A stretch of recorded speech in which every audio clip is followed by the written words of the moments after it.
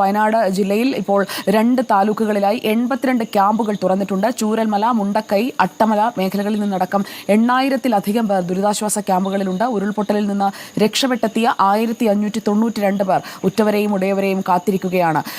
VS രഞ്ജിത്താണ് നമുക്കൊപ്പം ചേരുന്നത്. VS Ranjith, ഇപ്പോൾ ക്യാമ്പുകളിൽ പ്രവേശിപ്പിക്കപ്പെട്ടവരുടെ കണക്ക് നമ്മുടെ മുന്നിലേക്ക് വരുമ്പോൾ വലിയ ഒരു സംഘം ആളുകളാണ് ക്യാമ്പുകളിലേക്ക് എത്തിയിരിക്കുന്നത്. കാണാതായവരുടേത് ഇപ്പോൾ രേഖപ്പെടുത്തിയതിനേക്കാൾ സംഖ്യ ഉയരാനുള്ള സാധ്യതയുണ്ടോ? ഇപ്പോൾ എവിടെയൊക്കെയാണ് ഈ സജ്ജീകരണങ്ങൾ ഒരുക്കിയിരിക്കുന്നത്? മറ്റിടങ്ങളിൽ നിന്ന് കണ്ടെത്തുന്ന ആളുകളെ ക്യാമ്പിലുള്ള കുടുംബാംഗങ്ങളുമായി ഒന്നിച്ചു ചേർക്കുന്നതിന്, അല്ലെങ്കിൽ അവരുടെ കുടുംബാംഗങ്ങളെ നഷ്ടപ്പെട്ട ഒറ്റയ്ക്കായി പോയ മനുഷ്യരെ സാന്ത്വനിപ്പിക്കുന്നതിന് അതൊക്കെയുള്ള സംവിധാനങ്ങൾ ഈ ക്യാമ്പുകൾക്കൊപ്പം സജ്ജമാകുന്നുണ്ടോ?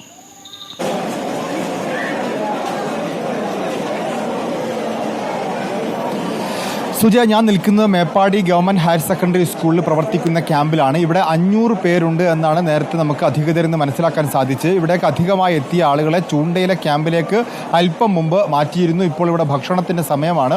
അതിനുശേഷം ആളുകളെ ഇവിടെ നിന്ന് റൂമിലേക്ക് മാറ്റും. ഇപ്പോൾ വസ്ത്രങ്ങൾ ഉൾപ്പെടെയുള്ള സാധനങ്ങൾ ഇങ്ങോട്ട് എത്തിയിട്ടുണ്ട്. അതെല്ലാം ഇവിടേക്ക് ആളുകൾക്ക് വിതരണം ചെയ്തുകൊണ്ടിരിക്കുന്നു.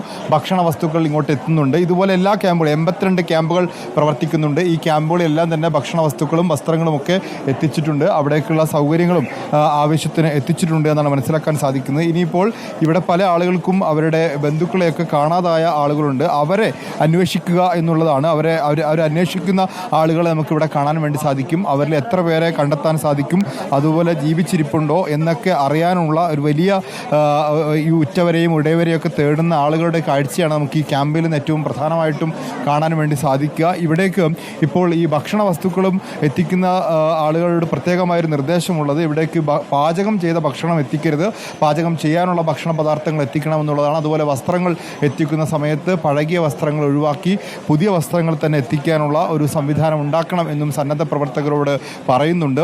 ഏതായാലും ഇപ്പോൾ ഈ മേപ്പാടിലെ ഹയർ സെക്കൻഡറി സ്കൂളിലെ ക്യാമ്പ് ഫില്ലായിരിക്കുന്നു. ഇപ്പോൾ പ്രവർത്തിക്കുന്ന 82 ക്യാമ്പുകളിലായി 1600-ലധികം ആളുകൾ അവിടെ ക്യാമ്പുകളിൽ ഉണ്ട് എന്നാണ് മനസ്സിലാക്കാൻ സാധിക്കുന്നത്. ഇതിൽ പലരുടെയും ബന്ധുക്കളെ കാണാതായ ആളുകൾ, അച്ഛനെയും അമ്മയും ഒക്കെ നഷ്ടപ്പെട്ട ആളുകളുണ്ട്, സഹോദരങ്ങളെ നഷ്ടപ്പെട്ടവരുണ്ട്. അവരെല്ലാം ഈ ക്യാമ്പിൽ കഴിയുന്നതും പേര് രജിസ്റ്റർ ചെയ്തുകൊണ്ടാണ്. ഈ ക്യാമ്പിനകത്ത് തന്നെ അതുപോലെ തന്നെ ആശുപത്രിയിലും പേര് രജിസ്റ്റർ ചെയ്യാനുള്ള സംവിധാനമുണ്ട്. അങ്ങനെ പേര് രജിസ്റ്റർ ചെയ്ത ആളുകൾക്ക് അവരുടെ ആ രജിസ്റ്ററിൽ രേഖപ്പെടുത്തിയിട്ടുള്ള ആളുകളെ ഏതെങ്കിലും ക്യാമ്പിൽ കണ്ടുകിട്ടുകയോ ആശുപത്രിയിൽ പരിക്ക് പറ്റിയവരുടെ കൂട്ടത്തിലുണ്ടോ എന്നൊക്കെ അന്വേഷിക്കാനുള്ളൊരു സംവിധാനം ഏർപ്പാടാക്കിയിട്ടുണ്ട്. അതുപോലെ തന്നെ ഈ മൃതദേഹങ്ങളുടെ കൂട്ടത്തിൽ ഇവരെ തിരിച്ചറിയാൻ വേണ്ടിയുള്ള ഒരു ശ്രമവും നടക്കുന്നുണ്ട്. ഇപ്പോൾ 13 മൃതദേഹങ്ങൾ കമ്മ്യൂണിറ്റി ഹാളിലുണ്ട്. അത് തിരിച്ചറിഞ്ഞിട്ടുണ്ട്. തിരിച്ചറിയാത്ത മൃതദേഹങ്ങളും ഈ 30-ലധികം മൃതദേഹങ്ങൾ ഇനിയും തിരിച്ചറിയാനുണ്ട്. ഈ കമ്മ്യൂണിറ്റി ഹാളിൽ സൂക്ഷിച്ചിരിക്കുന്ന ബോഡി പാർട്സിൽ 6 വിവിധ ബോഡികളുടെ പാർട്സുകൾ ഇവിടെയുണ്ട്. അതൊന്നും തിരിച്ചറിയാൻ സാധിച്ചിട്ടില്ല. ആ ബോഡി പാർട്സുകൾ തിരിച്ചറിയാൻ വേണ്ടി DNA പരിശോധന നടത്തണം എന്നാണ് അറിയിച്ചിട്ടുള്ളത്. നിലമ്പൂരിൽ നിന്നുള്ള ബോഡികളും ഇങ്ങോട്ട് ഇപ്പോൾ എത്തിക്കൊണ്ടിരിക്കുകയാണ്. ആ നിലമ്പൂരിൽ നിന്ന് എത്തുന്ന ബോഡി സൂക്ഷിക്കുക കമ്മ്യൂണിറ്റി ഹാളിലായിരിക്കും എന്നും അറിയിച്ചിട്ടുണ്ട്.